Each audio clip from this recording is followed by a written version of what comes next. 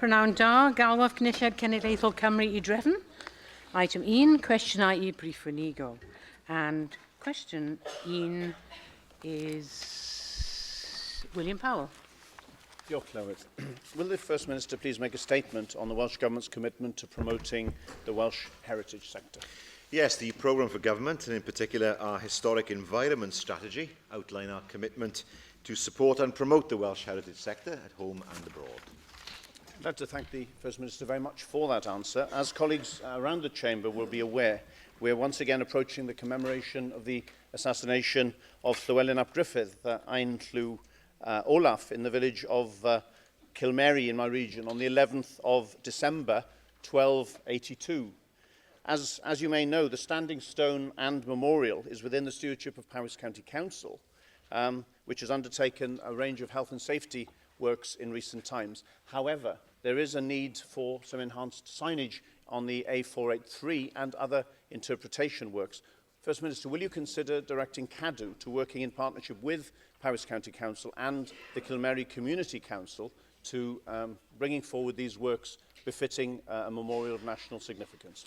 Yes, this is an issue that's been raised before in the Chamber. As the member says, the memorial at Kilmary is not in the ownership of the Welsh Government, but nevertheless, it's important that all parties, including the Council, including CADW, of course, work together in order to ensure that the memorial is well maintained. As we remember the events of the Battle of Irvine Bridge and the actions of Stephen de Frankton, if I remember, who was the Norman knight who was said to have done the deed. Susie Davis. Well, First Minister, I wonder what your views are on seeking the return to Wales of items important to our heritage. You may have picked up on my remarks earlier this year about the investiture regalia, and perhaps you know something about my colleague Byron Davis's campaign regarding the Red Lady of Paviland. So I was wondering what your government will do to help museums across Wales with the conditions necessary to help bring back, repatriate items to Wales, and what will you do for the conditions in those museums to make sure that those items are able to be kept here? Thank you. We're more than happy, of course, to work with our museums and galleries to seek the return of items that are originally from Wales. You mentioned the Red Lady of Paviland, misnamed, of course, because the Red Lady was in fact a man. But nevertheless, the first example of human habitation and ritual found, of course, at Paviland Cave in the Gower. Where there are examples of where such items can be returned to Wales, then we're happy to work with all the relevant authorities in order to see if that can be done. Bethan Jenkins. Prif Weinidog, yn y misoedd diwetha, dyn ni wedi cywlyd nifer cynyddol o adroddiadau yn enw troseddau treftadaeth, yn enwedig gan datblygwyr sydd efallai ddim yn deall y cysyniad o adfer treftadaeth pan maen nhw'n gwneud datblygiadau newydd. Tybed oes yna unrhyw beth o fewn y bil treftadaeth a fedrwch chi edrych mewn i'r mater yma, oherwydd ni'n credu bod yn bwysig bod nifer o'r pethau yn ardal y lleol yn cael eu hadfer ac cael eu hadfer'n iawn. Bydd, mae'r mesur ei hunan yn rhywbeth sy'n mynd i ystyried y broblem hwn, sef sefyllfa a fe welais i hwn am y tro cynta ynglyn ag ysbyty Dinbych, lle mae yna berchnogwyr ddim yn sicrhau bod y adeilad yn cael ei edrych ar ôl, a bod yna felly perygl bydd y adeilad yn cael ei golli i'r gymuned. So felly bydd y bil ei hunan yn ystyried ym mha ffyrdd allwn ni sicrhau, allwn ni i gryfhau deddfwriaeth mwyn sicrhau bod adnoddau treftadaeth ni yng Nghymru yn cael ei gwarchod yn y ffordd byddwn ni gyd eisiau. Question 2, Jocelyn Davis. Thank you, Presiding Officer. Will the First Minister make a statement on any discussions he has had with the UK Government regarding the criminal justice system? I have had various discussions via correspondence with the UK Government on a number of issues regarding the criminal justice system, such as, for example, the new prison in the north, the transforming rehabilitation agenda, and a number of other criminal justice matters. The Counsel General and, of course, the Minister also have had their own correspondence. Well, thank you for that, First Minister. As you know, yesterday Lord Stevens published his report on the future of policing in England and Wales, which was, of course, commissioned by the Labour Party and, of course, recommends, amongst other things, the abolition of the police commissioners. Bring that on, please. And now I wonder if you tell us what submission submission you made to the Commission, and whether, as a government, you have a position on his suggestion that there be either one force for England and Wales, or that Wales itself has a national force of its own. Neither, I think, is the position that we would take at this moment in time. First of all, the idea of an England and Wales force would not sit with our stated view of seeing the devolution of policing. And secondly, the idea of one single Welsh force carries its own controversies. As a number of us in this chamber will remember, some 10 or 12 years ago when this was discussed. I think the government's position, the Welsh Government's position, can be best outlined by saying we would want to see the devolution of policing in terms of the structure of the police forces in Wales in the future. That is something to be considered at a time that's appropriate. William Graham. Officer. The First Minister will know how important restorative justice is as part of the criminal justice system, and will he join me in paying tribute to the work done by victim support? Particularly, they comment that victims tell us they want to see offenders punished, but also they don't want to see their offender commit another crime. Victim support's work shows that when restorative justice planned around the victim's wishes, it helps them move on with their lives and can reduce crime by getting offenders to appreciate the impact of their actions. The First Minister will join me in noting the good work done by this charity. Yes, I would. I think it's important that restorative justice forms an increasing part of the criminal justice system. It can never replace the punitive measures that have to be there, particularly for serious offences. But I do think there is merit, particularly with younger offenders, for them to be able to see the effect of their offending on others. Sometimes that works, sometimes it doesn't. That's in human nature. But nevertheless, it is important that there is a better understanding amongst offenders of what their actions can lead to in terms of the detrimental effect on other people. Alan Roberts. Wrth i Lywodraeth Cymru symud tuag at bil cyfiawnder i ieuenctid, beth yw barn y Llywodraeth ar y syniad sy'n cael ei ystyried gan Lywodraeth Prydain a'r golegau diogel wrth ystyried mae chi sy'n gyfrifol am addysg o fewn sefydliadau troseddol, ac hefyd, os ydy hynny'n digwydd, anewch chi fel Llywodraeth sicrhau bod yna ddarpariaeth yn y gogledd a'r canolbarth lle does dim darpariaeth ar hyn o bryd? Ni'n barod wrth gwrs i ystyried unrhyw syniad da sydd yn cael ei weithredu yn rhannau eraill o'r Deyrnas Unedig a hefyd wrth gwrs rhannau eraill o Ewrop mwyn sicrhau bod yna wasanaeth ar gael ar draws Cymru yn y dyfodol. We now move to questions from the party leaders, and first this afternoon, Leader of the Opposition, Andrew Archie-Davis. Thank you, Presiding Officer. First Minister, were the Welsh Audit Office wrong last week when they stated that Cabinet colleagues were kept in the dark over the tuition fee policy? Yes, and I will be releasing the Cabinet papers and minutes which illustrate the conversations that took place at that time. Well, that's an interesting comment for you to come back with, given that most people think the evidence that the Welsh Audit Office collate is very robust and is factually incorrect. So I'm sure we will look forward to that statement for you to correct. But if we look at your education policies, First Minister, it does show that there is a great difficulty in having any cohesion between your Cabinet Ministers. Because on the 8th of October this year, you said, I expect to see an improvement in our PISA results in December. I have said that before. Yet only a few weeks later, your Education Minister said, I would anticipate that any realistic person would look at the next set of PISA results with a great deal of caution. Who's right, First Minister? Your Education Minister or yourself as First Minister? In fairness, he moved swiftly on, didn't he, from the answer that he didn't expect earlier on. The situation is quite simply this. We all want to see an improvement in terms of our PISA performance, but it's also right to say it'll take some time for there to be a significant improvement because, of course, the measures that were put in place a year or two, well, 2 years ago, will take some time to bear fruit. Well, what we're seeing coming out of the Education Department and indeed your government is a complete inconsistency. We had the Welsh Audit Office last week saying that your flagship higher education policy was underthought, under-evaluated and under-resourced. And when it comes to your government's response and the lead-up to the PISA results next week, there clearly is a difference in opinions being expressed at the top of the government and indeed by the Education Minister. What I would say to you when I heard the news last week, First Minister, that a famous Commissary Act was reuniting for one last show, I thought you brought Leighton Andrews back into the Cabinet with a Labour government reshuffle. If Monty Python want to find a classic comedy sketch, they need to look no further than your government's education policies and the performance of successive Labour education ministers. Order. Monty Python is not a double act.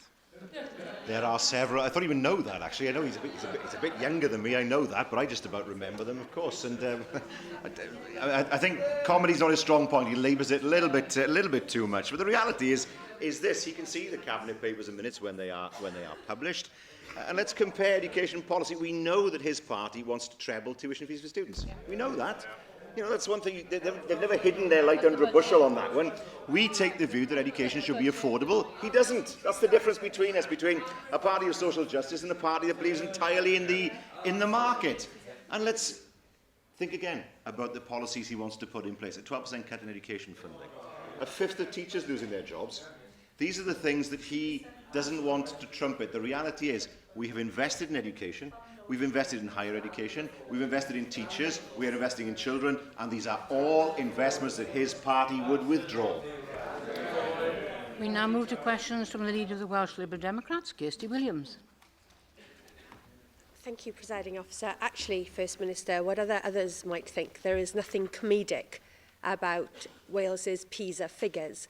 The last set of PISA International Education Rankings showed that Wales had fallen behind in reading, maths and science and was lagging behind Scotland, Northern Ireland and England. Now, the Education Minister described this as a wake-up call to a complacent system and said that we will aim to improve our results in the next PISA assessment in 2012 and aim to be in the top 20 by 2015. 3 years on, is your government on track to deliver? Well, I haven't seen the PISA figures for 2012, but it is our hope as a government that we see an improvement in those figures, but we do know realistically that the measures we have put in place will take some time, probably a few more years, to have their maximum effect. But nevertheless, the direction of travel, I believe, is correct. Well, there certainly has been activity in the 3 years since PISA. Your government has introduced a number of plans and interventions, and presumably all of that activity was aimed at making progress. The head of PISA says that improvement next week is absolutely crucial if Wales is to meet its target of being in the top 20 by 2015. Do you agree with him? I agree that we want to see improvement in our PISA figures, and that is something that we will look to as the measures that we have put in place bear full fruit in the future. Now, last May, you told me, and I quote, "We expect to see improvement in the results." You confirmed that in June and again in October, saying, "I expect to see an improvement in our PISA results in December." No caveats about being realistic. However, I do admit that your Education Minister has been busy about town playing down expectations, saying that we do not expect to see large improvements. What level of improvement will you be satisfied with next week if we are to reach your government's stated targets of 2015? I would wish to see some improvements as far as next week is concerned, and substantial improvements as far as 2014 is concerned. We now move to Leader of Plaid Cymru, Leanne Wood. Diolch Llywydd. First Minister, the north of Wales is the most obvious and shortest transport link from Ireland to Wales and the British mainland. Yet a decision has been made that Holyhead is not a core port in the EU Commission's 10T proposals. What influence did your government have on that decision? We made numerous representations, as indeed did your predecessor as a Plaid Cymru leader, and indeed as Deputy First Minister, and at least 3 letters were sent to the UK government emphasising our view that we regard the 10T networks as extremely important. I should add, of course, that we are part of the comprehensive network, we're part of the core network, but not of the corridor, but that is a matter for the UK government. The Catalan government has succeeded in getting Catalonia included, despite opposition initially from the Spanish government. Now, Wales could have been included, but only if there was a government prepared to fight our corner. Last week, the European Commission said that you could have lobbied, but you didn't. You've clearly failed, therefore, to persuade the UK government. Why have you failed to stand up for Wales? on this issue? It would help me if I understood from the Leader of Plaid Cymru what it is she says we're not part of. Is she saying we're not part of the comprehensive network, the core network, or the corridors? What I can say is that we are under no financial disadvantage at all in terms of bidding for money in the future. It isn't just about one-off funding, is it, First Minister? This is about being an integral part of the overall strategy. In a letter by your Minister to members last week, she says, if what the Commission officials have said about the removal of Wales from the UK corridor is true, that is regrettable. Can you tell us what is regrettable about that, First Minister? Well, what the Commission have confirmed is that we will still be able to access data and advice available for a corridor if we wish, and we will do that if that is to Wales's advantage. What we do know, however, is that we're not at any financial disadvantage because we remain part of the comprehensive network and also the core network. Now, admittedly, there are a number of different networks and corridors here, which does not make things easy to explain, but nevertheless, we are part of the networks that we need to be part of in order to attract funding, and that has not changed. We now move back to questions on the paper, and question 3 is Antoinette Sandbach. Thank you, Presiding Officer. Will you, First Minister, make a statement on what the National Science Academy is doing to promote STEM subjects in Wales? Yes, the NSA runs a competitive grant scheme where robustly evidenced projects which provide the best STEM-related engagement and enrichment activities are supported. Well, First Minister, we heard earlier in the question from Kirsty Williams about the importance of STEM subjects in Wales, and just a few months ago in September you were handing out the Gold and Silver Crest Awards, and you spoke of the value of those awards to the students that were rewarded for their study of science, technology, engineering and mathematics. The funding for those awards are being cut, and in fact you were handing them out just 5 days after it had been announced that no Crest Awards would be continuing. What will you do to support those Crest Awards and look again at the funding issues around there? It's particularly of importance because they're bilingual awards. Well, the member gives the impression that the reason why the Crest Awards have not been funded is because of a lack of money. It's actually because the business case that was put forward was not robust. I can say to the member, the British Science Association, which governs the Crest Awards programme, submitted 5 grant applications to the NSA in 2013. 3 of the applications were successful, including the Crest Star Resources in Welsh. That was successful. However, the Crest in Wales proposal wasn't judged to be of sufficient quality to be awarded funding by an external evaluation panel. So, in fact, what happened is the scheme did not meet expectations in terms of evaluation, rather than there having been a funding cut. Alan Fred-Jones. Wel, ar yr un testyn o gofio pwysigrwydd enni'n diddordeb disgyblion mewn gwyddoniaeth o ran yr economi, y cwestiwn o fyny sy'n cael ei ofyn ydy os ydy gwobrau Crest wedi bod yn deilwng o gefnogaeth am 2 flynedd dwytha ac wedi cyflawni 2 waith lefel cyrheiddiad a chyfranogiad gweddill y Deyrnas Unedig, beth arall sydd angen i'w wneud i argyhoeddi yr Academi Wyddoniaeth Genedlaethol a'r Llywodraeth Cymru bod hyn yn weithgaredd gwerth chwael? Wel, mae'n rhaid gofio wrth gwrs bod y gymdeithas gwyddonol Prydeinig wedi bod yn llwyddiannus ynglyn â sawl cais, hyd yn oed welais i Crest Star Resources yn Gymraeg. Mae'r rhaglen Crest ddim wedi bod yn llwyddiannus, ond gael ddweud taw panel annibynnol nath penderfynu hwnna. Nath pob corff a nath dod i cais i fewn. Maen nhw wedi cael ymateb ysgrifenedig ynglyn â ble o'n nhw wedi ffili ynglyn â'i ceisiadau nhw. Beth sy'n bwysig nawr wrth gwrs yw bod y gymdeithas yn ystyried yr ymateb maen nhw wedi cael mwyn cryfhau unrhyw beth yn y dyfodol. Question 4, Andrew Arty-Davies. Thank you, Presiding Officer. Will the First Minister make a statement on the delivery for the Welsh Government's programme for government? Well, the Programme for Government annual report sets out in detail the progress this government is making on its key priorities of delivering jobs and growth, raising educational standards and tackling poverty. Thank you, First Minister, for that answer. One of the key goals in the programme for government is about sustainable travel and access for all communities to good employment and services. And part of that provision is obviously the provision of local transport, i.e. bus routes. Across my own electoral region of South Wales Central, in particular in the Vale of Glamorgan, there's been a dramatic decline in the ability to access local transport via buses because of the change in the funding formula that your government brought forward in April this year. Are there there any actions that your government are going to undertake in the next couple of months that might seek to redress the decline in these services and rebalance the funding formula that your government announced last April? Well, discussions will continue with the bus operators. We can, of course, allocate money because the funds are not there at the same level as they were because of the budget settlement that we have had. But where, for example, there are substantial cuts being made in bus services, as in Ceredigion, we will, of course, take steps to work with the local authorities in order to ensure that services continue in the future. Christine Chapman. Thank you. First Minister, whilst I welcome the fact that the smoking ban has seen a reduction in the numbers of smokers, recent reports have highlighted an increase in the number of children experiencing nicotine poisoning. This includes incidents involving children who've come into contact with nicotine replacement therapies, including gum, patches and lozenges. And in light of this, what guidance or prevention advice is the Welsh Government issuing to practitioners to inform parents, carers and those working with families and children of the dangers of nicotine products and importance of storing them safely?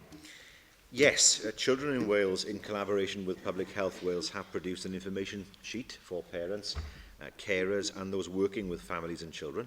It's called Protect Children, Prevent Nicotine Poisoning. Where do you keep yours? It does identify all products, first of all, containing nicotine. Important to identify that first. Emphasises how poisonous nicotine is to children and how children can be poisoned. So it does give advice on the correct, safe storage of nicotine in order that children are not put at risk. Simon Thomas. Llywydd. Prif Weinidog yn ôl adroddiad diweddar gan cyn Weinidog Llafur Alan Milburn, mae gan Cymru y lefel gydrodd gweitha o tlodi plant yn gwledydd Prydain fawr hynny yw. O gofio hynny a gofio bod dylai tlodi yn un o prif amcanion strategaeth y Llywodraeth, pa tri chanlyniad ych chi mwy o falch ohono yn y maes dylai tlodi? Sicrhau bod y mwy o blant yn neud yn well yn yr ysgol, Flying Start yn rhan o hynna. Sicrhau bod mwy o deuluoedd yn gallu cael mynediad mewn I waith, a hwnna wrth gwrs gallu gwneud trwy cynlluniau fel Jobs Growth Wales ac yn y blaen. Ac hefyd wrth gwrs sicrhau bod mwy o gefnogaeth ar gael I deuluoedd mwyn sicrhau bod nhw'n gallu ffindio gwaith a gallu cael sgiliau. Felly sicrhau bod yna waith ar gael, ond hefyd sicrhau bod nhw'n gallu cael mynediad y sgiliau sydd eisiau nhw mwyn sicrhau bod nhw'n cael gwaith yn dyfodol. Kirsty Williams. Thank you, Presiding Officer. First Minister, the 2013 Welsh Government Programme for Government Update stated that your aim was to make communities safer through reductions in fire and road safety incidents. There is huge concern in Radnorshire that Knighton could lose its retained fire station and thus increasing response times to fires and to road traffic accidents. Will the First Minister use powers available to him to intervene in this matter to ensure that the aims of his programme for government with regard to reducing risk for fire and road safety are upheld and can be met? These are matters, of course, for the fire authorities. They are obliged to ensure that there is proper fire cover in order that people can feel safe in their communities. Where, however, there are concerns that that might not happen, submissions, of course, can be made to the fire authority and ultimately, of course, to the Minister. Question 5, Peter Black. Thank you, Presiding Officer. Will the First Minister make a statement on the Welsh Government's policy on homelessness? Yes, the housing bill we introduced last week will help to achieve the objectives in our 10-year homelessness plan, which reflects our long-term strategy on homelessness. Prevention is at the heart of that bill, and we will support it through and that is part of the policy that we're seeking to promote through guidance and funding as well. Thank you for that answer, First Minister. I note you say that prevention is at the heart of that bill, yet one of the proposals in it is to remove the priority order status for ex-prisoners, despite the fact that the 2008 Welsh Government report specifically said that that was underpinned the prevention of reoffending amongst that particular class, and that 75% of ex-prisoners who reoffended had a housing need. Can I ask you whether would you revisit this proposal in the light of your own government report, which seems to contradict it? It is important, of course, that ex-offenders are able to find accommodation as quickly as possible. That much is true. But I do not think it is right that ex-offenders should have priority over those who have not been in prison. That is a fundamental principle. There are many of us in this chamber. I have had it because I have a prison in my constituency where people have come to me and said, Why is it right that people come out of prison and they have priority for accommodation and I've been waiting and I haven't committed a crime? And I'm afraid that is the reasoning behind what we are trying to do. We want to have a fairer and more level playing field. Mark Isherwood. Thank you. How will you ensure that Welsh Government proposals to prevent homelessness will not lead to an increase in hidden homelessness, as it did after 2004, when the Welsh Government responded to a 121% increase in homelessness by taking action to prevent, and the sector reported that hidden homelessness had doubled? Well, the bill itself, of course, has, as I mentioned earlier, its base very much on prevention, making sure that those who are threatened with homelessness are assisted at an earlier stage rather than when they actually become homeless. And importantly, of course, we have committed funding for the implementation of the proposals from April 2015, and that is reflected in our budget for 2015 to 16. Roger Glyn Thomas. Prif Weinidog, chi wedi sôn am y pwysigrwydd o geisio atal digartrefedd. Fyddech chi'n gytuno mae un o'r pethau sy'n mynd i ychwanegu at digartrefedd yng Nghymru ydy'r dreth ystafell wely. Ac a fyddech chi hefyd yn cytuno bod angen i ni gael llais unedig yng Nghymru yn gwrthwynebu bwrw pobl allan o'u tai os nag yw'n gallu cydymffurfio ar polisi y dreth ystafell wely. Hynny yw polisi no evictions yng Nghymru. Wel, heb os nag o'n i bai, wrth gwrs, mae'r aelod yn iawn. Mae yna risg mawr bydd rai bobl yn mynd yn ddigartref yn y dyfodol. Bar yn y llywodraeth hyn yw, wrth gwrs, dyna'r llywodraeth dyna'n newid i polisi. Ynglyn â ym mha ffordd allwn ni i leihau effaith polisi y Llywodraeth Daearns Unedig. Mae hwn yn rhywbeth yn ystyried ar hyn o bryd. Question 6, Mohammed Asghar. Madam Presiding Officer, what action will the Welsh Government take in the next 6 months to tackle the hate crime in Wales, please? Yes, we will publish responses to the recent consultation on tackling hate crimes and incidents framework for action in the early part of next year. We will then review the evidence and work with partners to develop the final framework and delivery plan by spring 2014 next year. Thank you very much, First Minister. According to the Gwent Police, reported hate crimes are on the rise, but still remain, I quote, incredibly underreported. This is particularly true of disability hate crime, where some victims, such as those with learning difficulties, may not have the capacity to come forward themselves. What is the Welsh Government doing to encourage and assist the disabled to report hate crime so it can be tackled effectively in Wales? I fear the member is right that hate crime against disabled people is underreported. It's been historically low in terms of recorded figures. Part of the challenge of the framework, of course, will be to work proactively to identify how we can increase the confidence that people need to report crimes across Wales. We also have an excellent relationship with the Disability Hate Crime Action Group in Wales, where there is representation from across disability organisations and officials sit on that group.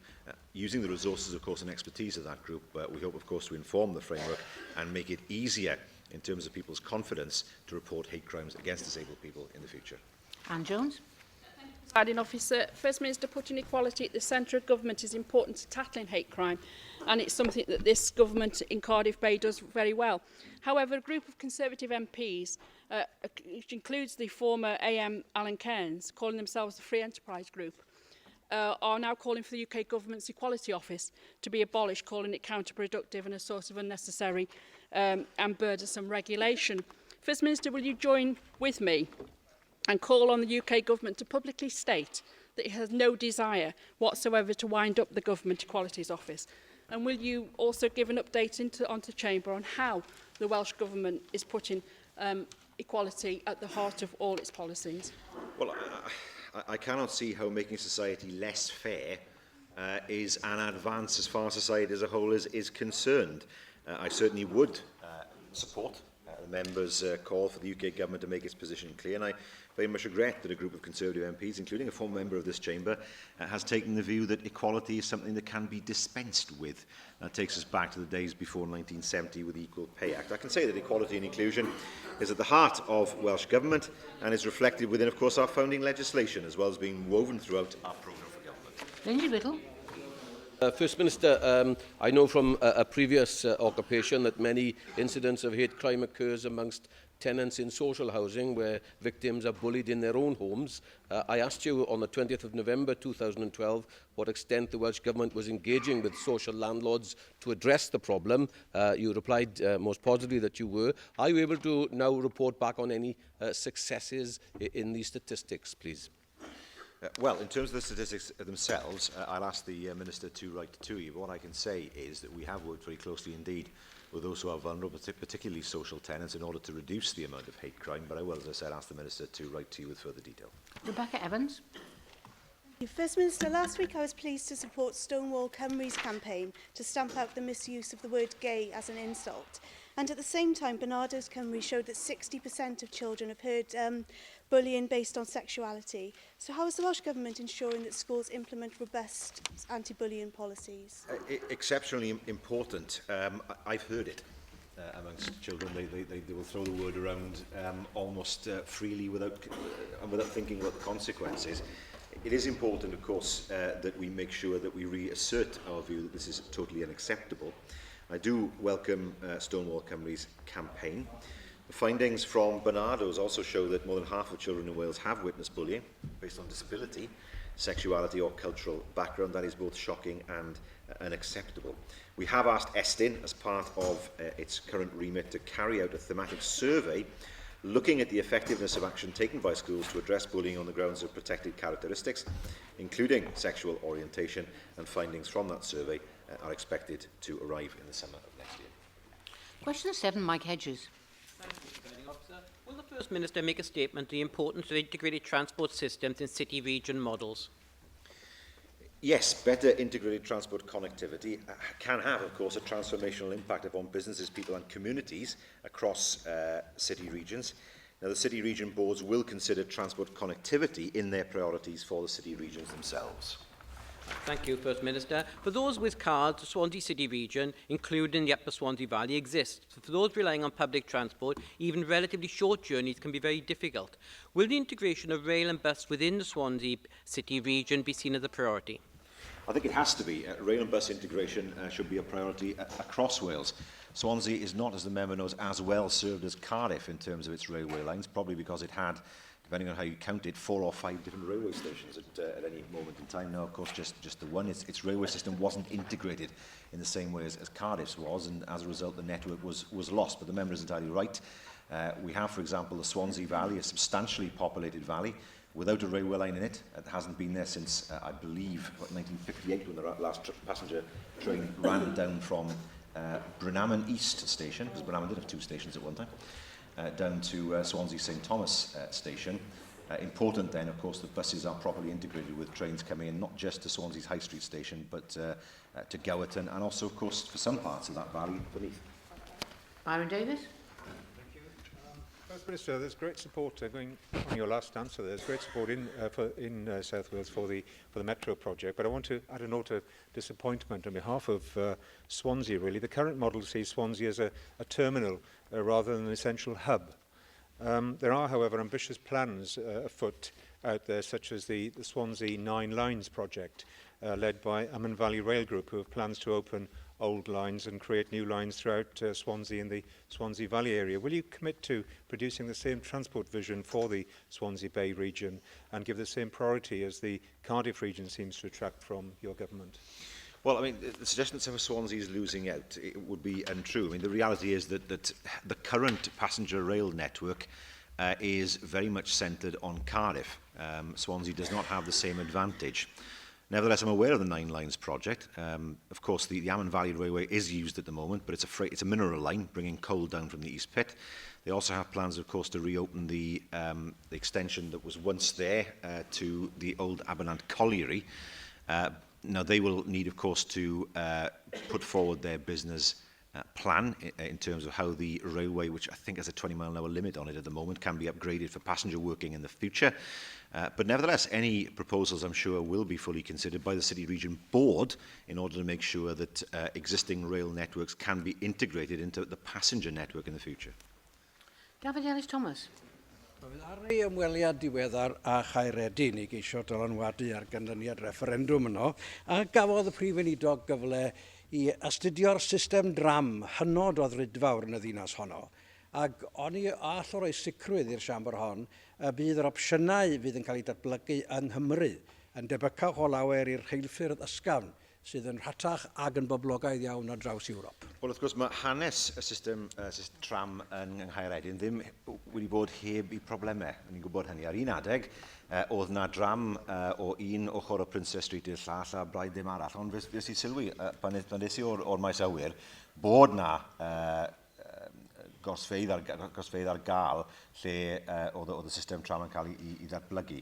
Mae'n wir i weid, wrth gwrs, mae'n rhaid ystyried ymha ffordd i integreiddio y system trwm o rheilffyrdd a system ysgafn o rheilffyrdd. Yn y ffordd sy'n cael ei wneud ym Mancheinion, wrth gwrs, lle mae'n bosib iddyn mewn i orsaf Victoria ym Mancheinion, a wedyn, wrth gwrs, mae'r un cerbyd yn mynd o'r orsaf hynny mewn i'r ddinas i hunan. So felly, fel rhan o'r cynllun o'r metro yn Ne Cymru, bydd rhaid ystyried ymha ffordd allan ni sicrhau bod ni'n gallu estyn y rhwydwaith rhail sydd yna ar hyn o bryd mewn i ganol y ddinas. Question 8, Mick Anthony. Thank you, Presiding Officer. First Minister, will you make a statement on the devolution of taxes and borrowing powers for Wales? Well, I welcome the UK Government's response to the Silk Commission's report. It's not all that we would have wanted, but it is a substantial package, and I look forward to the publication of the draft legislation soon to implement the reforms to boost the Welsh economy. Thank you, First Minister. The UK Government says that income tax devolution will, of course, give Wales the opportunity of establishing an economic advantage within the UK. However, the Secretary of State for the Secretary of State for Wales says that air passenger duty cannot be devolved because it would give Wales an unfair advantage. Whose approach is correct? Well, I better be careful here. I saw the Secretary of State accuse us of being too nice in this chamber in the Western Mail this morning. But let me point out some of the inconsistencies in his recent statements. He was very robust at one time when he said that he believed that stamp duty varied at different, or set at different rates at both sides of the border would distort competition, which he thought was a significant issue. He has said that the devolution of air passenger duty would be to Bristol's detriment. Well, he is, after all, the Secretary of State for Wales, not Bristol, so I would not have expected him to be even-handed in that debate, but nevertheless, that's what he said. But then he also committed his party, I don't know what consultation he had with the leader of the Welsh Conservatives, a title which I think is the right title for him, even though others in his party seem to disagree, to reduce income tax in Wales in the future. Now, that is done, it is said, on his part, to improve Wales's competitiveness. I don't understand how it is distortive in terms of stamp duty or air passenger duty, but apparently is fine as far as income tax. There is, without doubt, an inconsistency there. Nick Ramsey. First Minister, okay. So it's just question time, not repartee. Question. In Jerry Holtham's review of the economy in Wales, he said that were the Welsh Assembly to be given control over income tax rates in Wales, the one way to encourage the Welsh economy would be to reduce the upper rate by 10 pence in the pound. Do you agree with Jerry Holtham? Well, unfortunately, the Leader of Plaid Cymru has assisted me, in fairness. The proposals being put forward by the UK government would mean you could not reduce the top rate by 10 pence if you didn't do the same with the standard rate. And that would mean a substantial reduction in Welsh funds in the future. So if it is your contention that we should be able to vary the rates of income tax independently of each other, that is something you must make clear to the Secretary of State. Rwy'n Bioeth. Llywydd nôl at drafnidiaeth, ond yn troi at bwera benthyg. Da ni'n sicr yn cytuno y dyla arian gael ei wario ar leddu trafnidiaeth yn y de ddwyrain, ond gai dynnu'ch sylw chi at sylwadau gan aelod Seneddol Llafur Alun y Glan a dyfrdwy heddiw ddwedodd bod trafnidiaeth yn y gogledd yn gwegian a bod angen system drafnidiaeth fodern. Da ni yn credu dyla pwera benthyg gael ei rhannu ar draws Cymru o ran i bydd nhw. mae trydaneiddio rheilffordd yn un opsiwn ar draws y gogledd, ond wnewch chi hefyd gytuno a rhoi adduned yn y dyfodol i edrych ar ddefnyddio pwerau benthyg i dalu am drydedd bont ar draws y fennau mwyn lleddfu traffig ar yr oriau brig, ond hefyd mwyn cynyddu capacity ar gyfer twf economaidd.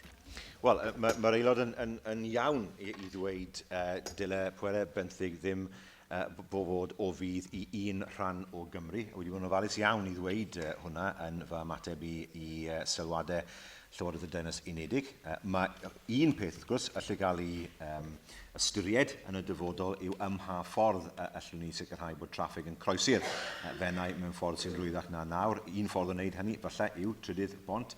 Falle bod yna opsiynau eraill ar gael ynglyn â, wel, nid pont fennau, byddwn ni'n meddwl, ond pont Britannia. Ond mi wedi weid, mae hwn yn un peth allwn ni ystyried yn y dyfodol, allwn ni ddim wedi gallu ystyried yn y gorffennol. Question 9, Anne Jones.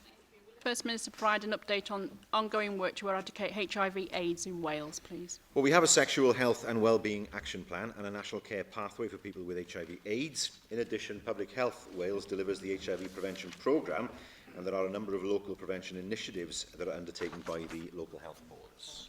Thank you for that answer, First Minister. Well, this Sunday, December the 1st, marks World AIDS Day, which is an opportunity for people worldwide to unite in the fight against HIV, show their support for people living with HIV, and to remember those who have died from HIV. Here in Wales, during the first 6 months of this year, 60 people contacted HIV, which will have a dramatic health consequence for them and their families for the rest of their lives. It's just the tip of the iceberg in global terms, though, with more than 25 million people having died from the virus in a 25-year period. Will you provide the Chamber with what your government is doing to help fight against worldwide AIDS?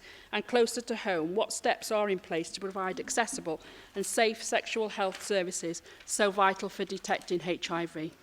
Well, I think in terms of the second part of the question, I'd refer the member to the answer I gave to the previous question.